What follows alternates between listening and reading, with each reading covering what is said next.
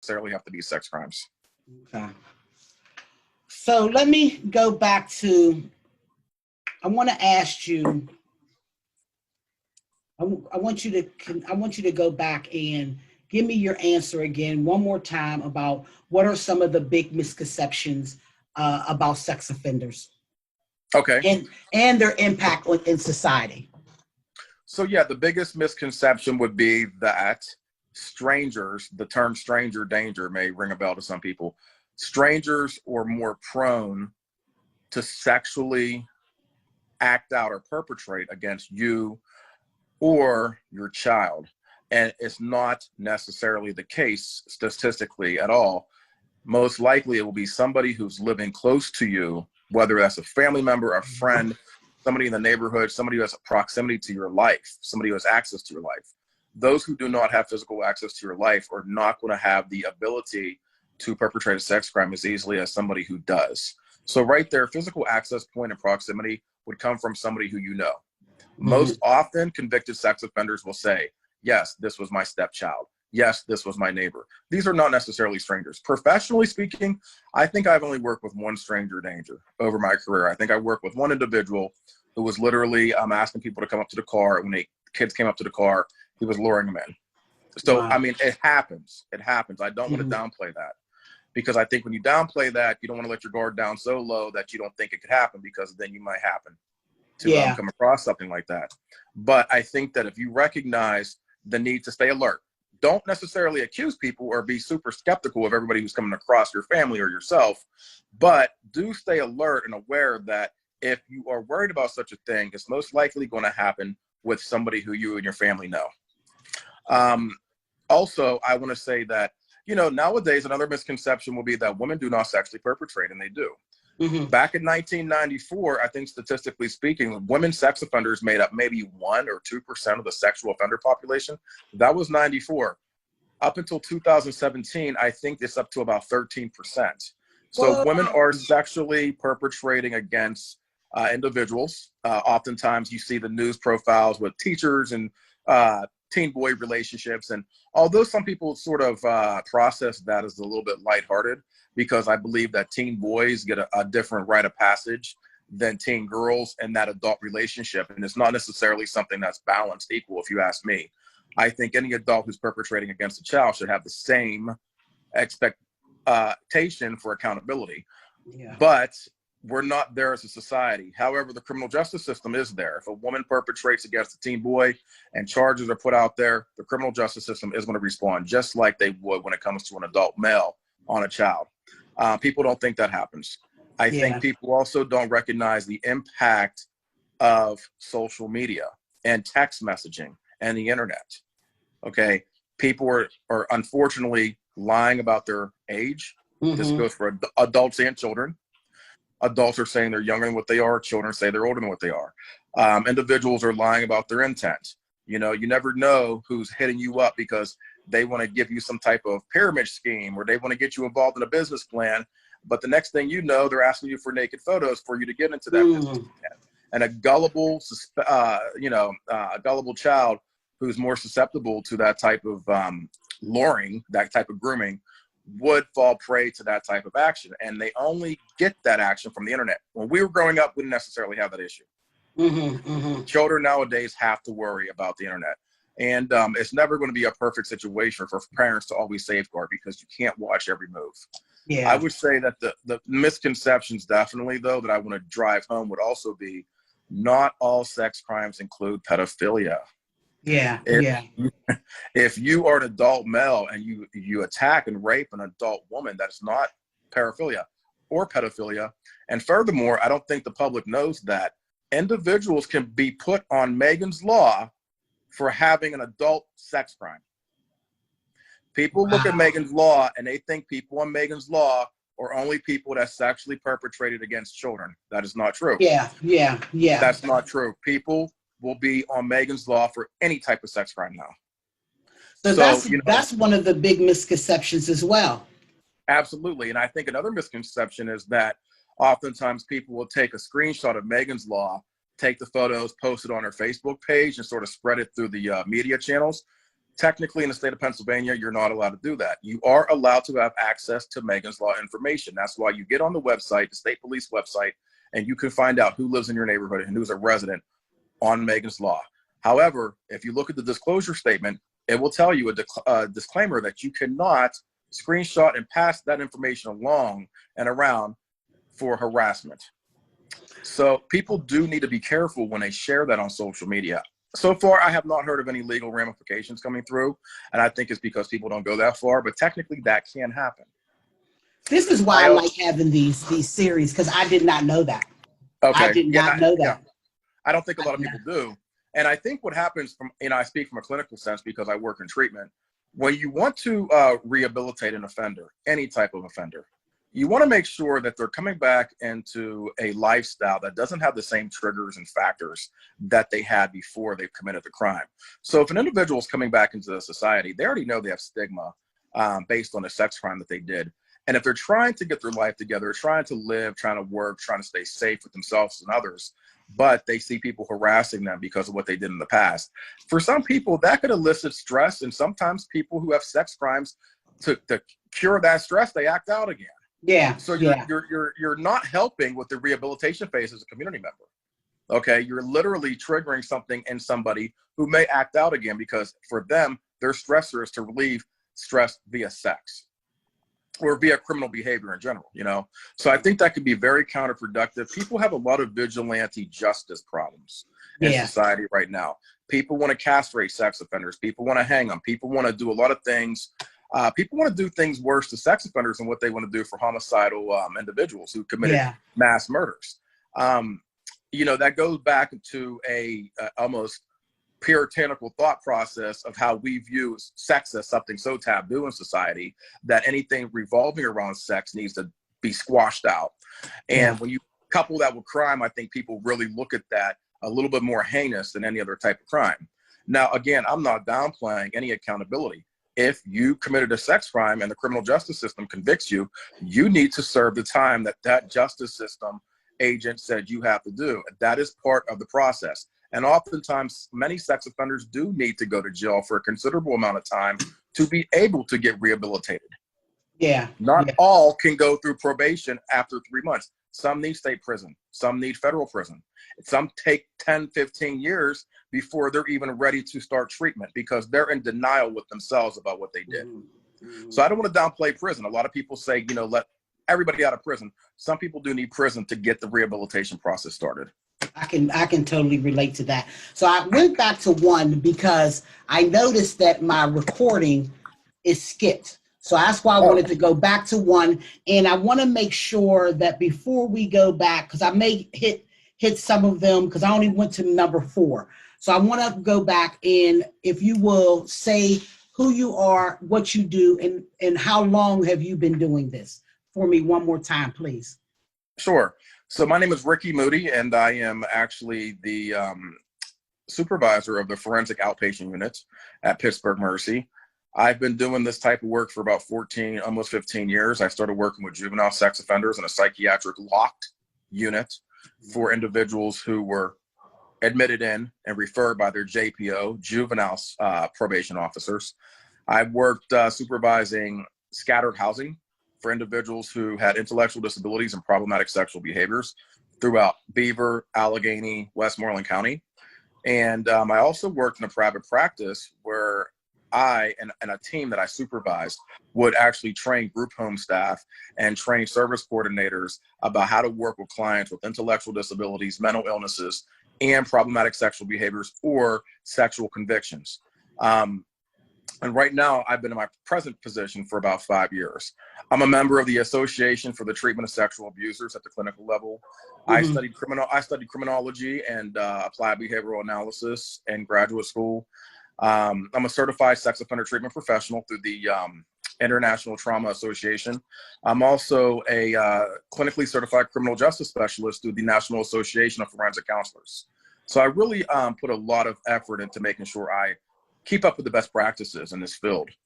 Yeah, and I'm glad that you took the time out because I know that there was times that, you know, somebody I have been in conversations, about sexual assault, and my next question is going to go to pedophiles. And you touched a little bit about it in your first answer. But so we wanted to make sure, West Empower wanted to make sure that we come to the person who has the answers. So we want to thank you for that. So yes, you talked about not every sexual assault is from pedophiles. So what does pedophilia, what does that mean?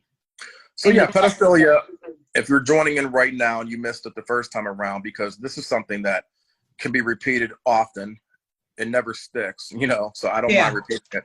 Pedophilia, clinically speaking, I come from a clinical understanding of pedophilia because it's an abnormality. It's in the DSM-5 with mental disorder. So when you diagnose anxiety, or you diagnose heroin addiction, or alcohol abuse disorder, or depression, you also diagnose pedophilia from the DSM-5. You don't diagnose pedophilia from any criminal justice tool or any type of everyday type of understanding. It only comes from the DSM-5. And the DSM-5 basically in a nutshell says that you have to have reoccurring sexual enticement and interest toward pre or post-pubescent children for at least a 6-month period to be given the diagnosis of pedophilia from typically a forensic psychiatrist. Okay. Thank you for that. Now, I want to get into, what do you see, Ricky, in regards to the adult population committing sex acts on, or sex violence or sex crimes on children, with children? So that's a good question. I think that, again, when we think about misconceptions, we think about stories from the news, and we think that everybody's a man liking little boys because we hear these stories. We hear these stories from religious points of view, from, individuals who sexually acted out in certain institutional contexts. And we hear these stories just throughout the news in different areas. But the truth of the matter is, professionally, what I come across the most would be adult men who identify as heterosexual, straight men, who have sexual relations or sexual attraction toward post-pubescent teen girls, 14, 15, 16, 17. That would be the typology I see the most. And I think that may surprise a lot of people, but that is what we see the most. It's not typically the poster pedophile type that people want to think it is, and that's why a few people in the West Side asked me to do this with you. And I think that's one of the things that sort of need to be figured out from people, because everybody thinks everybody's a pedophile nowadays. You go on Facebook and you see these memes and you see these posts about Hollywood and pedophile rings and famous people being pedophiles, and you look at statistics about how many women are statistically even mentally abnormal with sexuality, especially in regards to pedophilia, and you would recognize that it's an extremely small number. And then if you want to compound that with a famous figure or a famous Hollywood actor who's never had a criminal history in their life, you will sort of see how far-fetched some of these theories are. When we do forensic assessment and we try to figure out, we use different types of tools. Some of these assessments will help us understand how likely somebody will sexually perpetrate again. And these are risk assessments, and we've been using risk assessments in sex offender treatment forever. These risk assessments heavily rely on the fact if somebody has had criminal justice system entry before. So when a lot of people on Facebook are saying these Hollywood individuals or these famous political individuals are doing these things, but they've never had in their 60 years of living in a criminal justice system entry, they have to look at the likelihood of how unrealistic that statement is. So hopefully, I'm able to clear up some of that right now. I mean, I do believe, and I know that people are going to believe whatever narrative they want to believe, regardless of who has a credential or who's been doing this work for the bulk of their adult life, or what the data says or literature review says. You can't convince everybody. But I do believe this conversation will lead them to the direction of where they can find what I'm talking about, at least, nothing else. But yeah, I think, when you think about pedophiles, you got to keep it clinical. You can't look at one scenario and say that person's a pedophile because they did something one time with somebody under the age of 18. They may do something one time based on a lot of different myriad of reasons. Somebody could be untreated with schizophrenia, and they didn't recognize who they were even engaged with. You know, unfortunately that happens. Somebody could be on, you know, a psychotic episode because they smoked K2 and, you know, they sort of lost their mind and their ability to control their impulses for a while. But when they get treated and they get stabilized and they get cleared up and sober, you know, they're not that individual. So to label them as a pedophile for the rest of their lives, and we all know labels follow you, especially when it gets clinically diagnosed.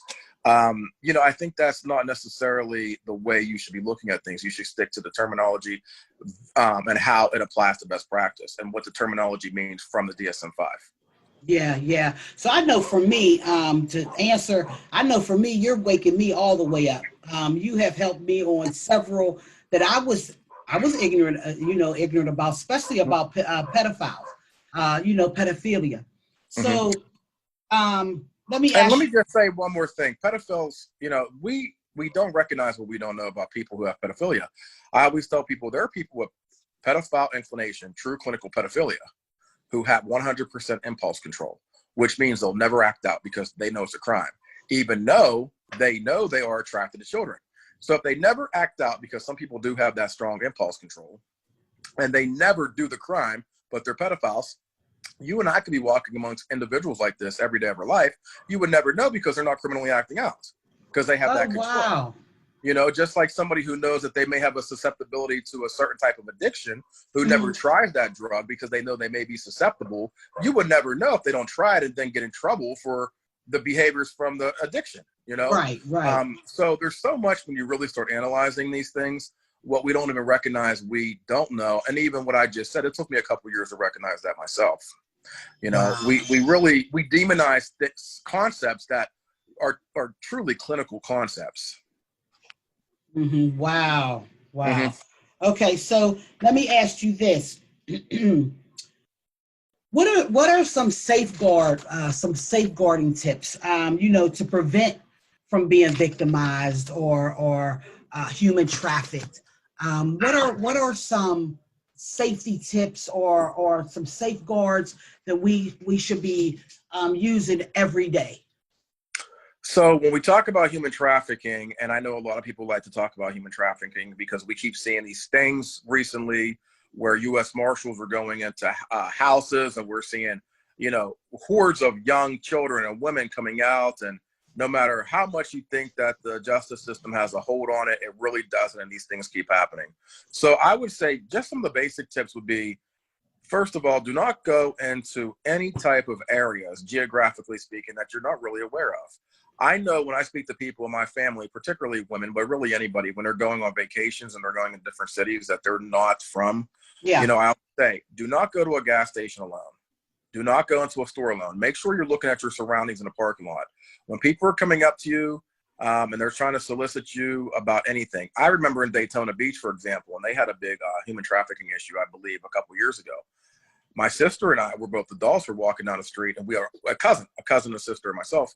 And we were walking down the street, and, you know, this woman was by a car, and she was like, come over here. We want to help you get a free vacation. Well, we didn't because the car windows were black, and they were in the middle of a parking lot. And who's to say that if we didn't come up to that car, that a gun comes out the window and says, get out? You know, so you have to be safe. If it doesn't feel right, don't do it.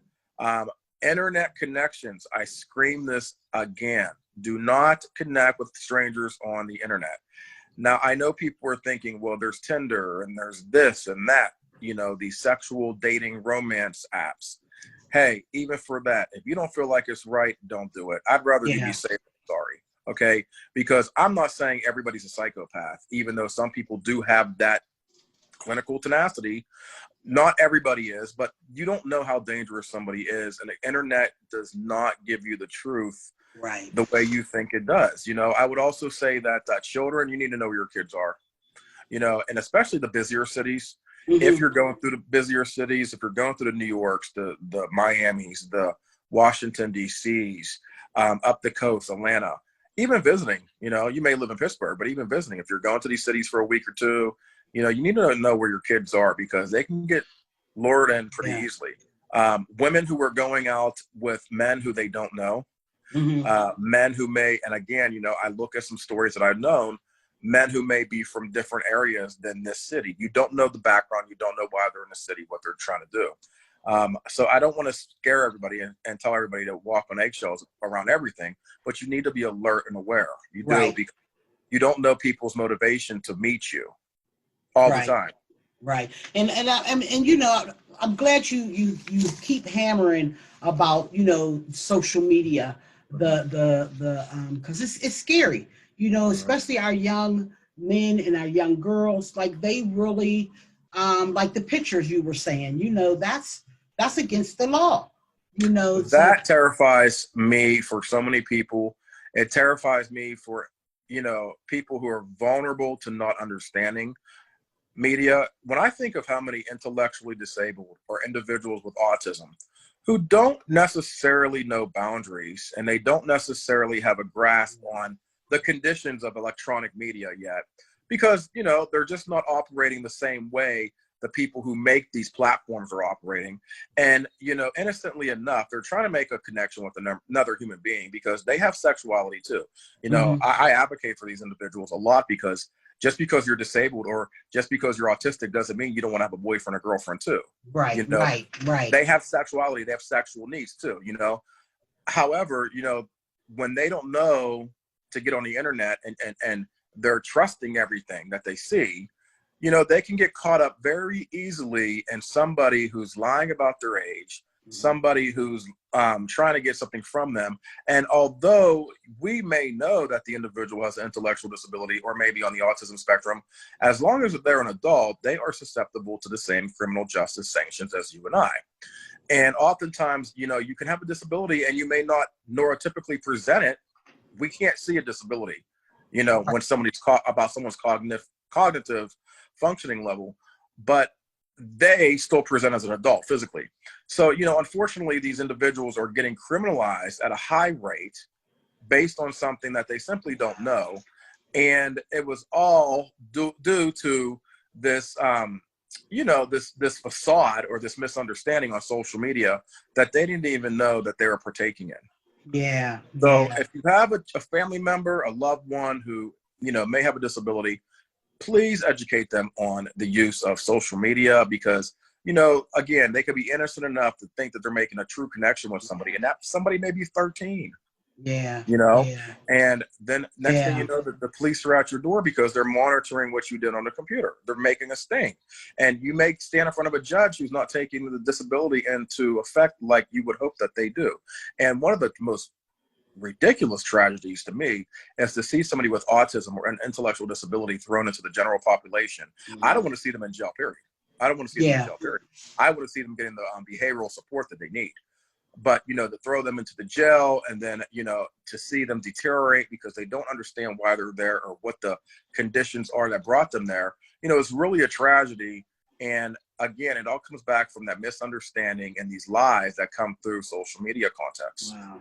Let me ask you, do you see? I say it because I've done it 1,000 times almost, you know, and jest here, you know.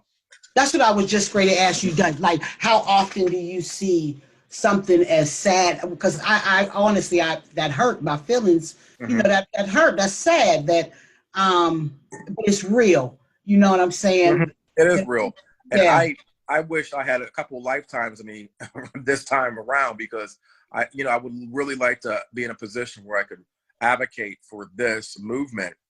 And there are people out there who are advocating for, you know, criminal justice systems to understand this issue with intellectually disabled or autistic individuals and sexuality. But we're just not there as a society. We're holding everybody accountable, regardless if they understood the situation or not. This is just misjustice to me. This is not effective deterrence, and it's not an instance of somebody breaking the law based on a criminogenic factor. These individuals did not have a criminogenic factor and their motivation to break the law. So I do get on my soapbox and advocacy about that. I do.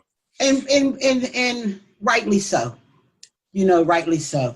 I want to ask you one more time, because I want to make sure that, like I said, the recording has skipped. Can we go back to what are some ways that sex crimes occur? Okay. So sex crimes occur typically, you know, a family member. This is a real issue we have to discuss. Family members neighborhood members, people in the community you may know, people your parents may know, people who have proximity to you in your life, whether you're an adult or a child. Most sex crimes do not occur from your relationship with a stranger. They occur from your relationship with somebody who you or your family knows. So again, I don't want you to raise an eyebrow to everybody look at, but you have to be aware that if this is going to happen, it's most likely going to happen by somebody in your social circle. Mm-hmm. That has to be the take home here. I think a lot of times we get carried away by news stories and things we see on the social media sites. And these are horrific things. Do not get me wrong. I grew up in a time where Adam Walsh scared everybody out of their bodies. We had out-of-body experiences because that was so horrific when we learned about how a sex offender in the early 80s decapitated his son down in Florida. You know, that terrified me as a child. So these things do happen, and I can never downplay that. But, you know, just like Megan Kenka, who Megan's Law is named after in New Jersey in 1994, you know, a tragic child. She, you know, she went across the street and a convicted sex offender with multiple repetitive histories of committing sex crimes lived across the street. Nobody told in the neighborhood. Nobody told her family. He got her, sexually raped her, and, you know, he killed her. So we have the legislation passed, which now is taking into account that everybody's like that. So that's the problem with the public policy now. So we need to get into a place of balance where we recognize those Adam Walshes and those Megan Kenkas are alive, and that happens. We can't forget that, and we can't forget that it can happen again. However, I don't know if the current public policies and how they're almost overreaching everybody should be the same public policies for everybody. You know, there's an urban myth, but it's really not so much of a myth that you can literally urinate in front of an elementary school and be charged with a sex crime. And that is true technically. However, I don't think the public thinks of that type of individual as a sex offender like they do about the people I just mentioned. Wow. Yeah. Yeah. So when we look at individuals and we hear, you know, this crime attached to the background, you may not know all the details. You know, I think that if somebody has a very, very adverse reaction to a street drug and they're in a psychotic episode and they sexually perpetrate against somebody else, I think that we should recognize that the root of the problem would be the addiction and the reason why you needed to try this drug, alongside with the fact that you victimize somebody. But individuals want to just, and when I say individuals, I say your average layperson, they want to sort of just hone in on the sex crime and then sort of insert this narrative as because that person's a pedophile, so he perpetrated against that child. Well, that person may not even know what he was doing, you know? An 8-ball of cocaine does not hit everybody the first time the right way. You know, the same way. I should say the same way. Some people can take that 8-ball of cocaine in and process just like they would without it. Some people go into a different understanding of what's around them and what they're doing, and they lose control. Again, I'm never the person to say that the accountability shouldn't be there. I can't say the criminal justice system should do this or that. I believe in what the justice system does for sentencing. Professionally, I'm in alignment with it. But with that being said, I also believe in treatment and rehabilitation. Because I think some people may watch this and say, well, is he really being soft on individuals who commit sex crimes? No, that is not for me to be soft about. I'm not in the criminal justice system to make those decisions. If the sentence comes down, it comes down. What I am advocating for is that we have to know why people are doing this, the likelihood of how it's going to happen again, if it happens again, and the process of treatment, and will that make a difference? We have to know these parts of the situation too, and that's what I sort of really like to talk about. Yeah, because you talked about recidivism is with treatment. Well, without treatment is 16%, and with treatment is 12%. So yeah. Well, you know, and another misconception, I think I'm going to put this out there at least once all the time. If you were sexually abused as a child, that does not mean that you're going to grow up to be a sexual predator. Okay. Oftentimes people think that. Statistics show that usually that doesn't happen for children who were sexually abused. The statistics are lower for that than what you would think. Sometimes it can happen, and we call that reactionary sexually offending because you're reacting to the trauma, and you may have been misunderstood that is healthy sexuality, and then you do it again. But overall, you know, you may be a child who's been sexually abused, but that does not mean you're going to grow up into an adult who does that to other people whatsoever. Well, I'm One glad more misconception. Oh, go ahead. no, I'm glad you cleared that up for me, because I was, I was always, once someone grows up, they were sexually assaulted. Once they grow up, now you're an adult and you're making the wrong. You're like, this is your choice that you're doing, and actually they're reacting from the trauma. Yeah, absolutely. We are seeing, at Mercy, where I work, we have trauma-informed care as a foundation to all mental health care. So we look into the trauma histories of even people who committed sex crimes. And often we see significant trauma, just like we see significant trauma with every population we work with. And individuals with the trauma, necessarily or don't necessarily always act out, but oftentimes the people who we see do have trauma. So on one hand, people with the sexual trauma, that doesn't necessarily mean they're always going to do the same thing. But I will say, for the people who I see convicted, for them, they did have some type of trauma that wasn't sexual. It could have been neglect. It could have been physical abuse.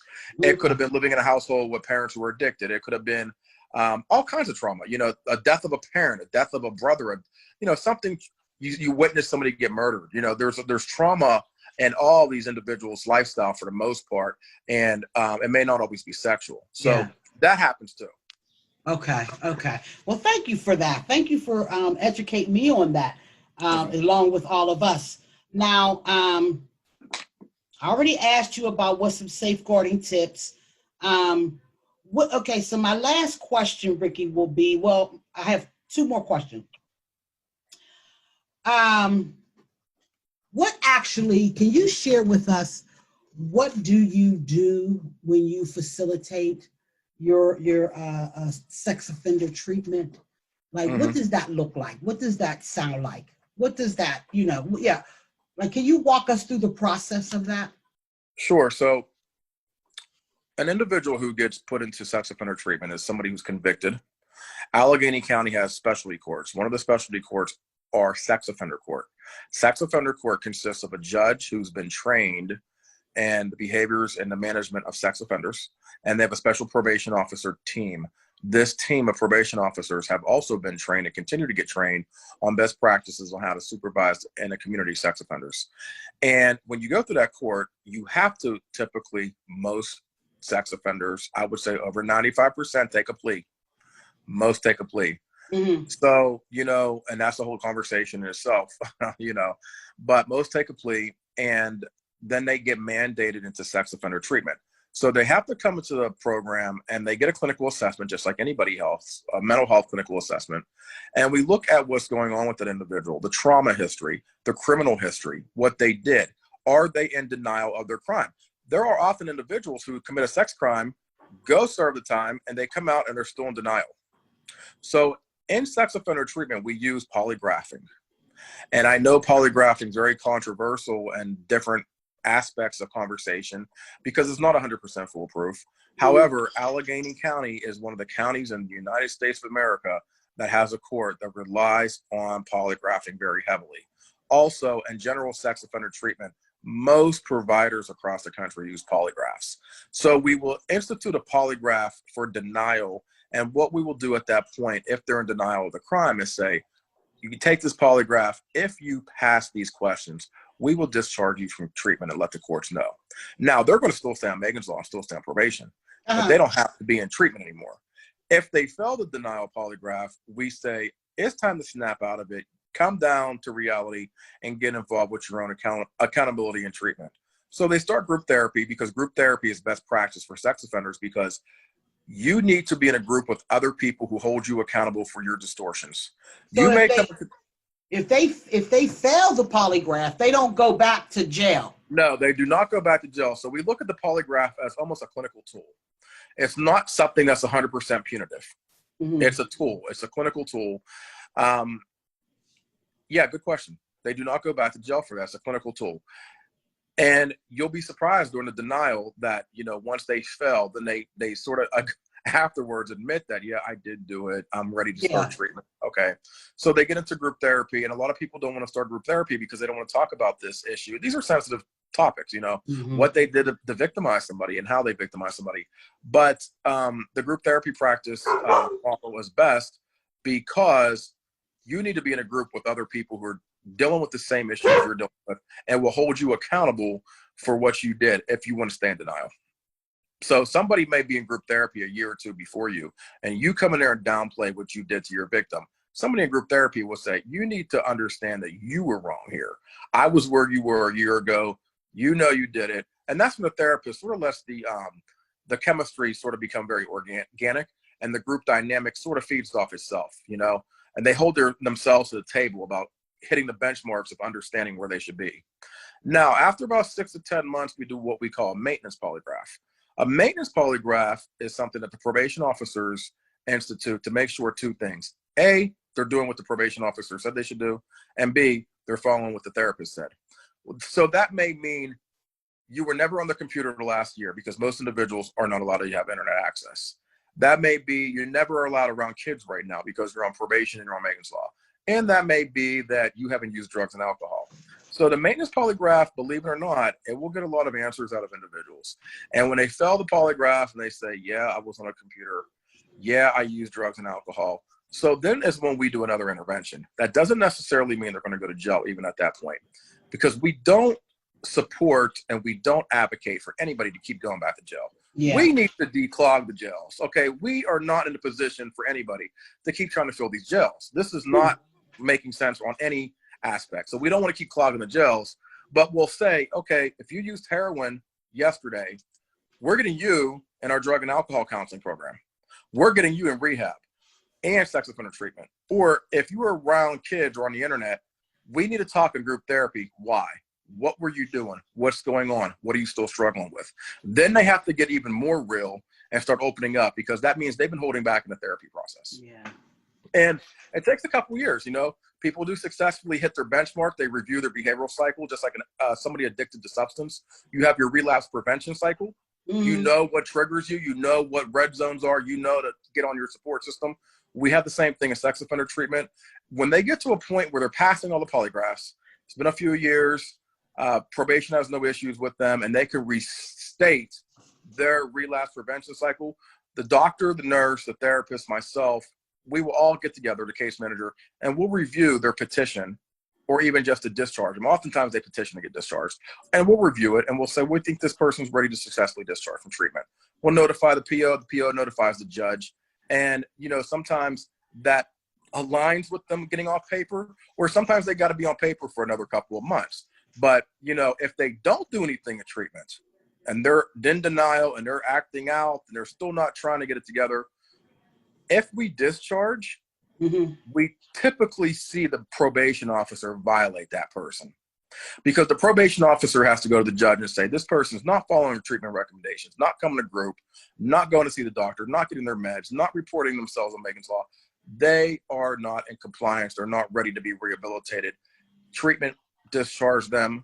We need to take them off the street, and they will violate them. And depending on what was going on, sometimes that could even mean they're going back upstate.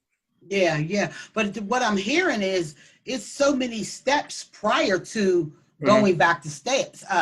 Oh, yeah. Because even right now, you know, honestly, we're, you know, the reform's happening.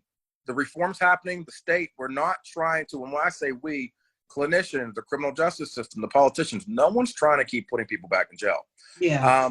You know, there are times when people have done some things to truly get themselves out of compliance. And I say, you know what, I bet you that person goes to state prison. We see them come back to the program 4 months after they went to Allegheny County Jail.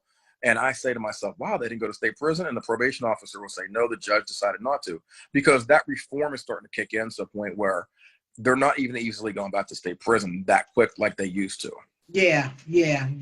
Or they just see something in them, or, you know, or they're on that brink of, I'm ready to. And mind you, if they're acting out and they're not ready because they have a substance abuse addiction, I don't want to see them go back to state prison or jail.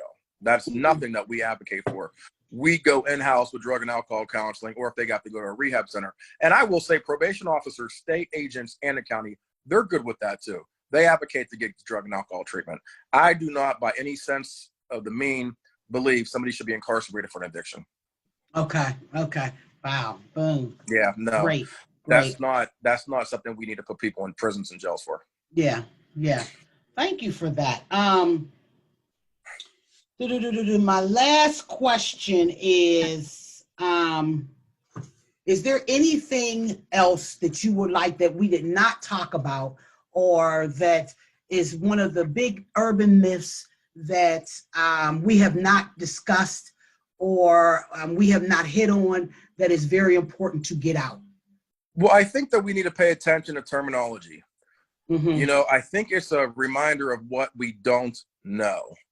Oftentimes on social media, there's these really wild statements that get made. One that's floating around right now is that the state of California passed pedophilia. So from a grammatical point of view, just from an English context point of view, if you dissect that sentence and you say the state of California passed pedophilia, pedophilia is a clinical term. It's a clinical diagnosis. How are they passing a clinical diagnosis? People are literally not using the word pedophilia correct in a grammatical sense. I think what they're trying to say is that they are passing the ability to act out as a pedophile. So they're not even grammatically situating that right. And then number two, this is not the case, what California did. Because I was just going to ask you, please break this down to me, what's going on. No, the California case that they're referring to is that they want to basically make sure that LGBTQ identified individuals don't get heavier sanctions for what they do sexually with their peers versus what heterosexual individuals do. Okay. Somebody warped that, somebody misconstrued that because of a political slant, and people who don't like the state of California and its governance. And they use that as some type of ammunition for social media nonsense.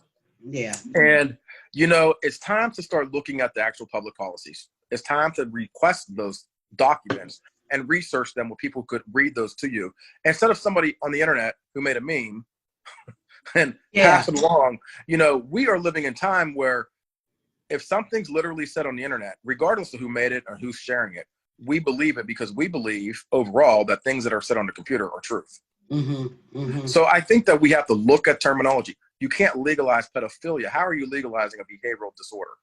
Right. We're not even saying that rightly. So terminology. We also need to understand that a sex offender is different than somebody who has sexually acted out or who has problematic sexual behaviors. And the difference is for us. Yeah. I am. The difference is if you're not convicted, conviction leads to the term offender. You can't be called an offender if you haven't been convicted from the criminal justice system. It's about the legal term that we always sort of mix up too. If you're out there doing something, if you suspect someone's doing something in the neighborhood, they're not a sex offender yet. They haven't been caught. You haven't reported them. They haven't been charged. They haven't been convicted. They have to be convicted to be an offender. Mm-hmm. So we need to get the terminology and the jargon right. People who are sexually acting out and sexually perpetrating against people, yes, that absolutely occurs. But until they're charged and convicted, they're not a sex offender. Oftentimes, in political debates right now, people are calling different politicians sex offenders. Have they been convicted?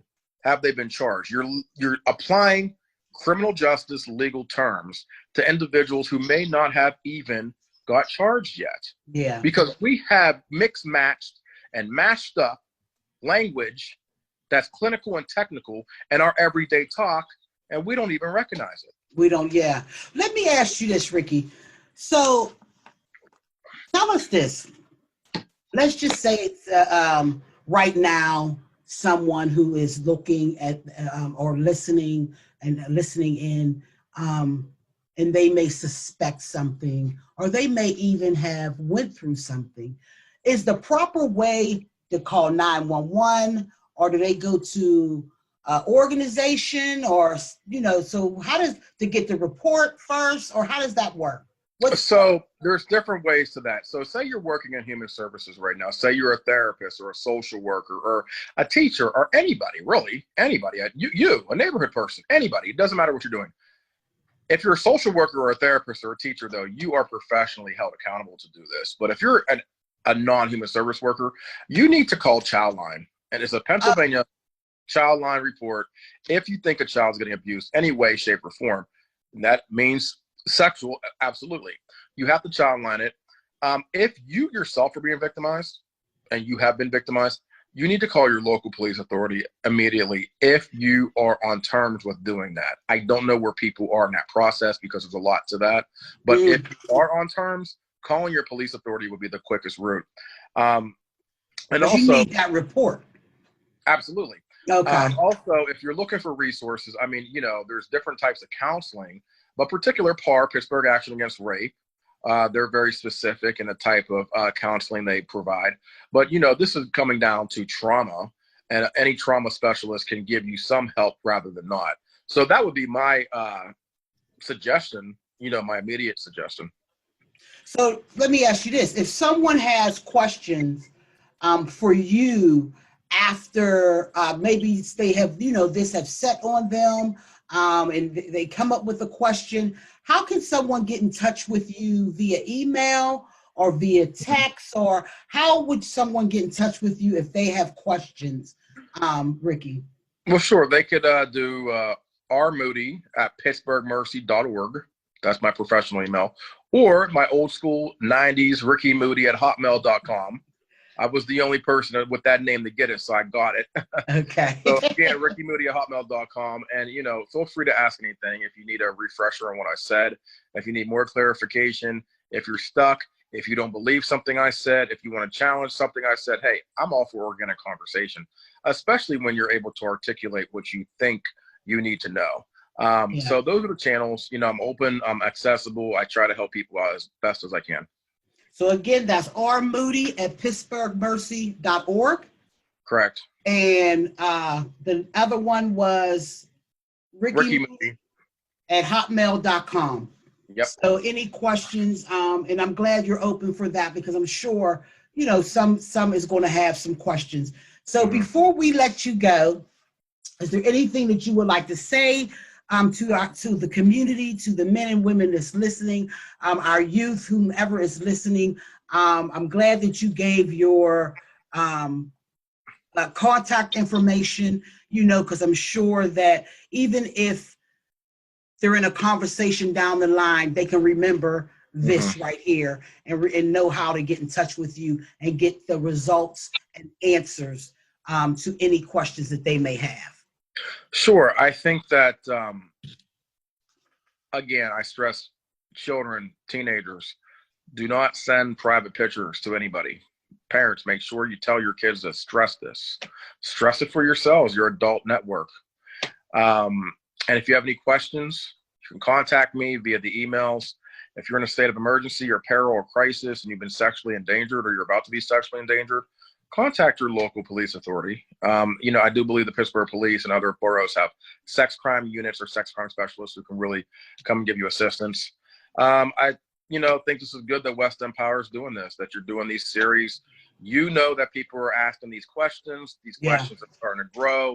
You're honing in on these types of questions, and you're bringing it to the forefront to at least have people give them the opportunity to come and speak or ask questions or entertain themselves about things that they didn't know. A lot of times when or like you said, you're learning something for the first time, that's also a good process too. So I'm glad that you guys keep doing this. Yeah. And I'm glad we were able to, open up that door, because as you said earlier, these are some hard conversations. This isn't something you just sit down and say, hey, let's have breakfast. And, so these are some hard conversations. I'm glad that you were available for us to pick your brain a little bit and get some answers from you. And with that, we would just like to say thank you, Ricky Moody, for all you do and all that you are doing. I can't even imagine your 8 hours a workday, So and so again, we want to say thank you for everything you're doing, and thank you for giving West End Power time in your day. Sure. All right. Well, thank you.